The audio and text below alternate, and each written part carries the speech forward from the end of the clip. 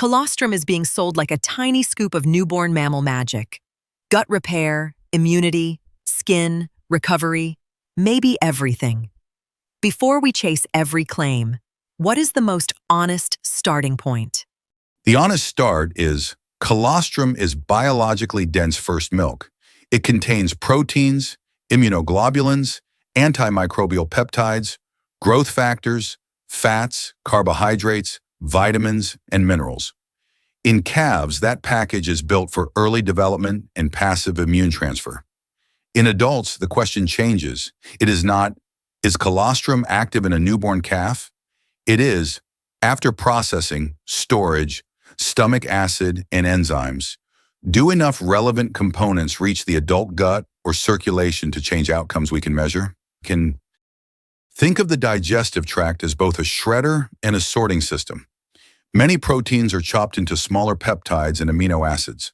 Some larger proteins or their fragments may still act locally on the gut lining, especially if the product preserves bioactivity. That is why gut barrier research is more plausible than vague whole-body promises. Local contact with the intestinal surface requires less storytelling than claiming a scoop broadly upgrades the immune system. When people say leaky gut, it often sounds like a broken pipe.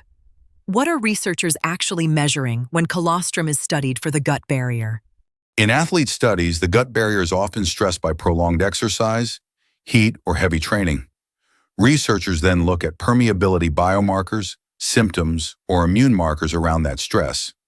A systematic review found this area interesting, but not settled.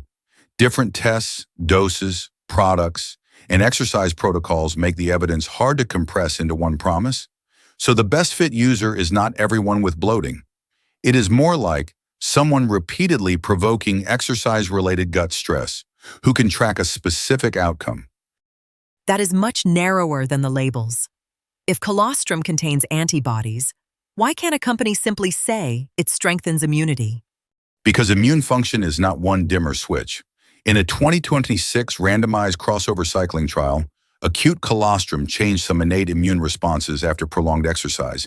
Stimulated neutrophil oxidative burst was higher, and salivary lysozyme changed. But other measures did not move, including salivary secretory IgA and lactoferrin. That is a perfect example of biologically active, not meaning you get fewer colds or your immune system is upgraded. Performance evidence is also uneven. In a small 2025 rugby study, 8 weeks of 38 grams per day improved vertical jump by about 1 centimeter compared with soy protein. That is interesting for lower body power, but strength, aerobic power, body composition, salivary immune markers, inflammatory markers, and illness reports were not significantly better. If someone expects a dramatic training transformation, the data do not support that. I saw sports supplement comparisons where colostrum appears next to caffeine, creatine, carbs, and electrolytes. Should athletes rank it with those staples? I would not rank it as a first-line sports supplement for most athletes. A 2020 Soccer Network meta-analysis found bovine colostrum associated with a moderate effect for distance covered, but those analyses combine varied trials and outcomes. Carbohydrate plus electrolytes, carbohydrate plus protein, caffeine, and creatine often have clearer use cases. Colostrum is more of a targeted experiment for high-training stress or gut barrier questions than a foundation supplement. What about weight loss, body fat, or cholesterol? Those claims feel like the supplement aisle trying to expand the customer base beyond athletes. A 2026 systematic review found scattered positive findings. One older adult study reported a 0.4% body fat reduction at 60 grams per day, and 2 studies reported lipid changes in specific groups. But the authors emphasized heterogeneity and inconsistent findings. Different doses, populations, durations, diets, and methods make it impossible to say colostrum is a reliable fat loss or cholesterol tool.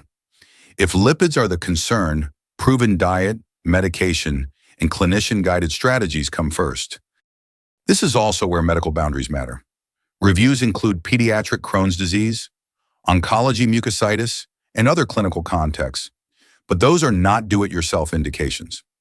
In children with Crohn's disease, Dietary interventions showed mixed effects, and one bovine colostrum milk study suggested mucosal integrity improvement. In pediatric oncology mucositis, colostrum appears among many tested adjuncts, with limited and heterogeneous evidence. Those situations belong inside medical care, not influencer protocols.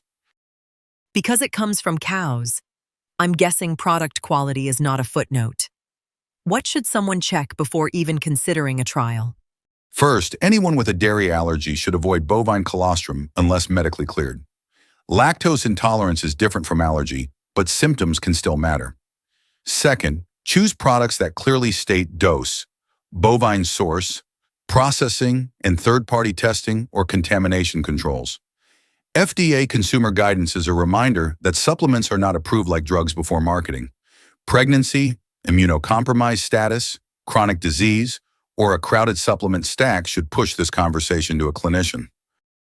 My practical verdict is, don't buy colostrum for a vague immunity glow.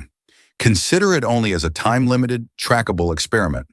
Pick one target, like exercise-associated gut symptoms, heavy training tolerance, or a specific clinician-approved supportive care goal. Keep training, food, sleep, medications, and other supplements stable. Decide in advance what would count as success after several weeks. If nothing measurable changes, the evidence is not strong enough to keep paying for hope.